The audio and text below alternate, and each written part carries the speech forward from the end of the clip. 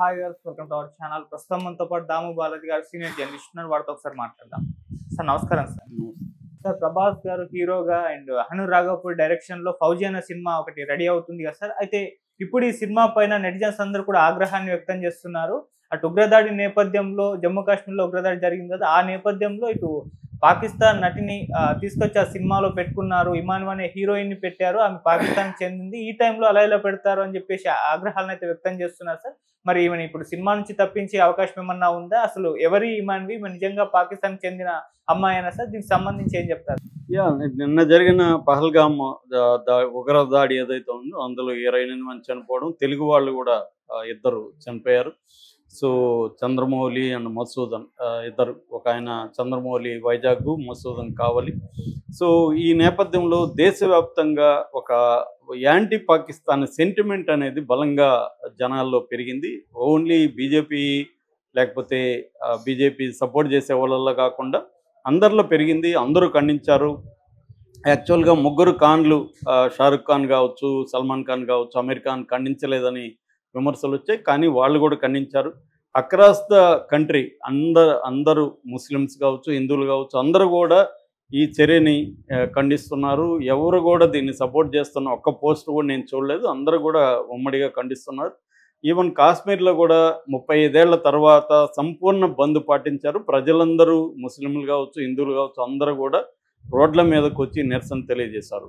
So ఈ సందర్భంగా ఏమైందంటే, ఇలాంటివి జరిగినప్పుడు మనకు ప్రధానంగా ఏం జరుగుతుందంటే, పాకిస్తాన్కి సంబంధించిన నటులు ఎవరున్నారు వాళ్ళ మీద బ్యాన్ చేయాలి, వాళ్ళు పాకిస్తాన్కి వెళ్ళిపోవాలి, ఆ సినిమాలు ఆపేయాలి అన్న ఇది వస్తుంది. గతంలో కూడా ఉరి మీద, పుల్వామా మీద జరిగినప్పుడు కూడా ఇలాగే ఉద్యమాలు వచ్చాయి. ఇప్పుడు కూడా వచ్చింది. అది ప్రభాస్ కొంప ముంచుతుంది. ఇది అదేదంటారు, ఉరిమి మంగళం మీద పడినట్టు అనే సామెత ఉంది. అలాగా మన పహల్గామ్ దాడి అనేది ప్రభాస్ సినిమాకి ఇబ్బంది కలిగించే విధంగా ఇప్పుడు స్టార్ట్ అయింది. అది ఏంటి, ఆ సినిమా ఏంటి, ప్రభాస్కి ఏ రకమైన ఇబ్బంది అనేది మనం చెప్పుకుందాం. ప్రభాస్ ఇప్పుడు ఫౌజీ అనే ఒక సినిమా చేస్తున్నాడు. హను రాఘవపూడి దర్శకత్వంలో మైత్రి మూవీ మేకర్స్ ఈ సినిమాని ప్రొడ్యూస్ చేస్తున్నారు. దీంట్లో మిథున్ చక్రవర్తి, జయప్రద కూడా ఉన్నారు. దీంట్లో హీరోయిన్గా ఇమాన్వి అనే ఒక పాకిస్తానీ ఆరిజన్ అమ్మాయి ఉంది. అమ్మాయి మొదటి సినిమా ఇది. అంతకుముందు అమ్మాయి బీయింగ్ సారా అండ్ అన్అనౌన్స్డ్ అనే 2 షార్ట్ ఫిల్మ్స్ చేసింది. ఆ అమ్మాయిని తీసేయమని ఇప్పుడు ఉద్యమం స్టార్ట్ అయింది నేషనల్ వైడ్గా. ఎందుకంటే ప్రభాస్ నేషనల్ హీరో కాబట్టి నేషనల్ వైడ్గా కూడా ట్విట్టర్లో కానీ, అంటే ఎక్స్లో కానీ, మిగతా చోట్ల సోషల్ మీడియాలో విపరీతంగా పోస్టులు వస్తున్నాయన్నమాట. రిమూవ్ ఇమాన్వి అని. సో అసలు ఇమాన్వి ఎవరు? కొంతమంది ఏమో ఇమాన్వి పాకిస్తానీ అమ్మాయి కాదు కదా, ఆ అమ్మాయిని ఎందుకు వీళ్ళు అటాక్ చేస్తున్నారు అంటున్నారు. సో అసలు ఇమాన్వి ఎవరు, ఆమె పాకిస్తాన్ అమ్మాయి కాదా అనేది మనం చూసుకున్నప్పుడు, ఇమాన్వి అనే పేరు, ఆమెకి ఇంకొక పేరు ఉంది, ఇమాన్ ఇస్మాయిల్ అనే పేరుంది. వీళ్ళ నాన్న ఇక్బాల్ ఇస్మాయిల్ ఖాన్. వీళ్ళ నాన్న పాకిస్తానీ మిలిటరీ ఆఫీసర్, పాకిస్తాన్లో మిలిటరీ ఆఫీసర్ ఉన్నాడు. కానీ వీళ్ళ అమ్మ ఇండియన్ అనమాట. వీళ్ళది ఇంటర్ కంట్రీ మ్యారేజ్, అంటే ఆ దేశం ఈ దేశానికి సంబంధించిన 2 సంబంధాలు. సో వీళ్ళ నాన్నేమో పాకిస్తానీ మిలిటరీ ఆఫీసరు, అమ్మేమో ఇండియన్. ఈ అమ్మాయి పుట్టింది అయితే ఢిల్లీలో పుట్టింది, పాకిస్తాన్లో పుట్టలేదు. ఢిల్లీలో సెటిల్ అయ్యారు వీళ్ళు. ఈ అమ్మాయి 8 ఏళ్ల వయసులో కాలిఫోర్నియాకి పంపించేశారు. అక్కడ ఈ అమ్మాయి చదువుకునింది అమెరికాలో. ఈ అమ్మాయి అమెరికాలో MBA చేసింది. ఈ అమ్మాయి తర్వాత డ్యాన్స్ నేర్చుకుంది, కొరియోగ్రాఫర్గా మారింది, కాంటెంట్ క్రియేటర్గా కూడా మారింది. ప్రధానంగా అమ్మాయికి 2 సినిమాల్లో 2 పాటలు బాగా పేరు తెచ్చిపెట్టాయి.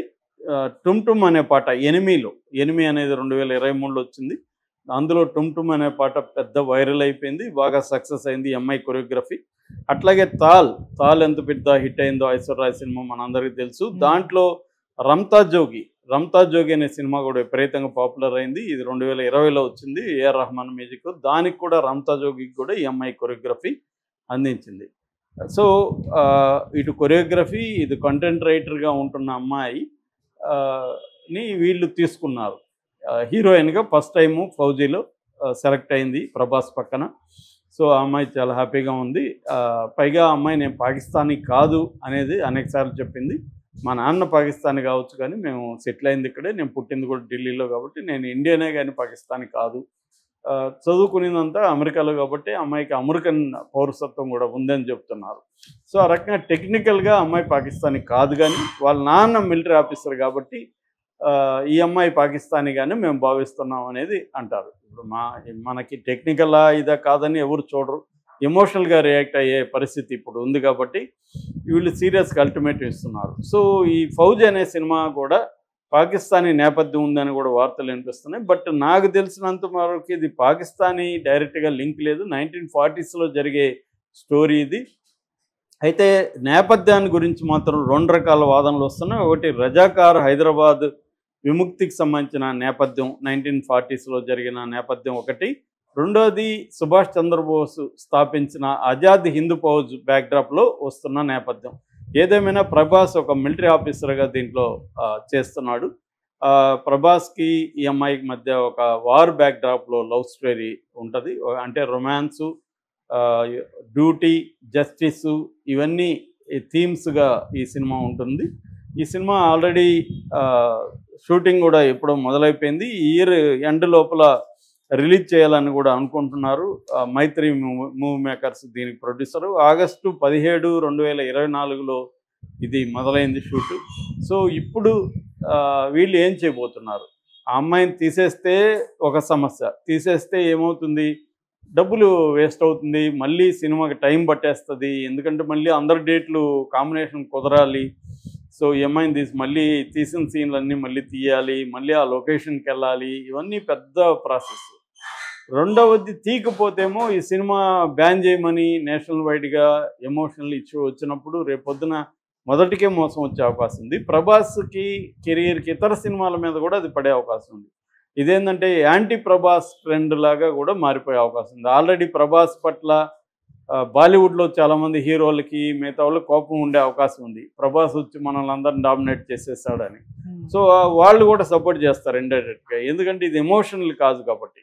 అందువల్ల ఇప్పుడు ప్రభాస్కి ఇబ్బందే, ఇది అందరికి ఇబ్బందే. అలాగే పాకిస్తాన్కి సంబంధించిన కొంతమంది నటులు, సింగర్సు, టెక్నీషియన్లు కూడా ఇండియాలో ఉన్నారు. వాళ్ళకి వ్యతిరేకంగా కూడా ఇప్పుడు ఉద్యమాలు మొదలైనవి. ముఖ్యంగా అబీర్ గులాల్ అనే ఒక సినిమాని కూడా ఆపేయమంటున్నారు. ఫహాద్ ఖాన్ అనే ఒక పాకిస్తాన్ నటుడు, దీన్ని మాత్రం western film unit, workers unit ఉంది, పశ్చిమ దేశ వర్కర్స్ యూనిట్ సంఘం ఒకటి స్టేట్మెంట్ ఇచ్చారు. అందులో ఒక లిస్ట్ కూడా వాళ్ళు ప్రకటించారు. ఈ లిస్టులో ఉన్న ఆర్టిస్టులు ఏ సినిమాల్లో ఉన్నా అవన్నీ ఆపేయాలి, వాళ్ళని తీసేయాలని మహీరా ఖాన్ కావచ్చు, సబా కమార్ కావచ్చు, ఇమ్రాన్ అబ్బాస్ కావచ్చు, ఇలాంటి ఆర్టిస్టులని కూడా బ్యాన్ చేయాలని అంటున్నారు.